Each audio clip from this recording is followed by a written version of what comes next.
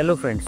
प्रत्येक mechanical इंजिनियर्सची complaint असते की मेकॅनिकल इंजिनियर्सना चांगली नोकरी मिळत नाही आणि मिळाली तरी फक्त 10-12 हजार पगार मिळतो आणि एवढा कमी पगारात कुणीही सस्टेन नाही करू शकत. तर मग आपल्याला चांगल्या पगाराची नोकरी कशी मिळेल आणि लाखोंचे सॅलरी पॅकेज कसे मिळेल आणि OEM कंपनी किंवा मल्टीनॅशनल कंपनी कशी हायर करेल, तर तुम्हाला हे जाणून घेणं फार गरजेचं आहे की कोणत्या नवीन इंडस्ट्रीमध्ये कोणत्या नवीन स्किल सेटसोबत मेकॅनिकल इंजिनियर्सना हायर केलं जातं आणि त्या स्किल कुठून शिकावं. जर तुम्ही या 7 गोष्टी समजून घेतल्यात, त्यात आहे top companies, demanding skills, demanding domains, knowledge required, soft skills, salary range आणि वेअर टू लर्न, तर नक्कीच तुम्ही एक उत्तम डिझाईन इंजिनियर होणार ज्यांना टॉप MNC कंपनीमध्ये हायर पोझिशनसोबत बेस्ट सॅलरी पॅकेज मिळेल.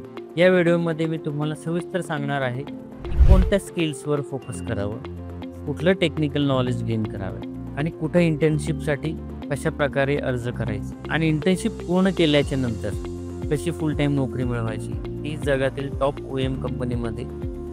चला तर मग आपण याविषयी डिस्कस करूयात.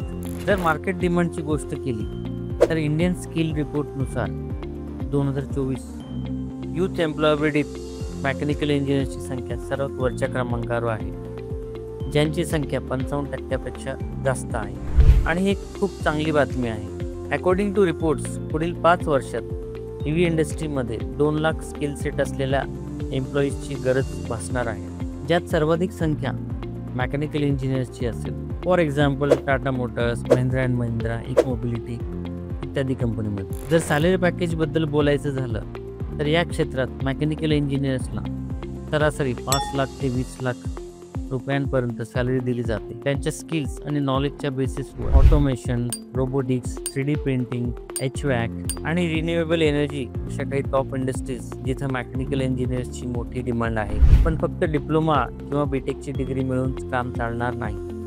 तुम्हाला त्या अतिरिक्त स्किल्स शिकाव्या लागतील ज्या या प्रकारच्या इंडस्ट्रीजमध्ये डिमांडमध्ये असतात. ॲज पर इंडस्ट्रीज तुमचा स्किल सेट बदलत राहील, पण असे काही कॉमन स्किल सेट जे प्रत्येक मेकॅनिकल इंजिनियर्सकडे असावीच लागतात, जसे की CAD/CAM सॉफ्टवेअरची माहिती, मुख्यत्वे करून क्रिओ, कटिया, सॉलिडवर्क्स. त्याच्यानंतर प्रोग्रामिंग लँग्वेज जे ऑटोमेशन क्षेत्रात वापरतात, MATLAB आणि Python, management system, EV design. जर तुम्हाला मेकॅनिकल इंजिनियर म्हणजेच डिझाईनमध्ये या क्षेत्रात जायचं असेल तर या महत्त्वाच्या कौशल्यांना शिकणं गरजेचं आहे. तुम्ही मेकॅनिकल इंजिनिअरिंग करत असताना आणि नंतर तुम्हाला हे माहिती असणं उपयोगी पडेल की मी या सर्व स्किल शिकण्यासाठी बेस्ट रिसोर्सेस शोधले आहेत, जिथून तुम्ही फक्त फ्री ट्रेनिंगच नाही तर फ्री सर्टिफिकेट सुद्धा मिळवू शकता आणि तुम्हाला नोकरी मिळवण्यासाठी उपयोगी ठरू शकता. चला तर मग CAD स्किल्स पासून सुरुवात करूया. ॲलिसन, कोर्सेरा आणि स्किलशेअरवर तुम्हाला फ्री AutoCAD आणि सॉलिडवर्कचे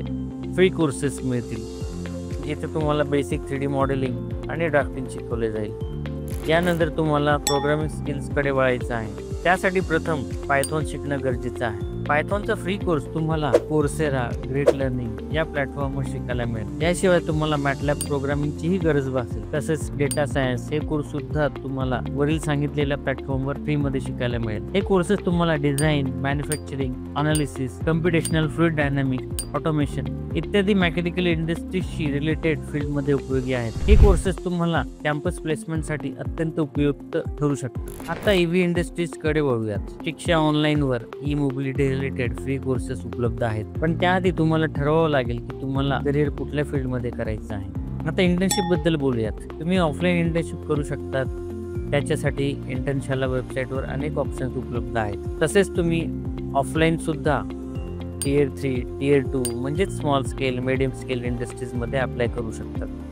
तसेच OEM कंपनीमध्ये म्हणजेच Tier 1 कंपनीमध्ये सुद्धा अप्लाय करू शकतात. तर मित्रांनो, मेकॅनिकल इंजिनिअरिंग क्षेत्रात खूप चांगल्या ऑपॉर्च्युनिटीज आहेत. त्यासाठी तुम्हाला आत्तापासूनच सिरियस होण्याची आवश्यकता आहे आणि आम्ही लवकरच अशा पुढच्या माहितीपूर्ण व्हिडिओमध्ये भेटू. तोपर्यंत धन्यवाद. जय श्रीराम.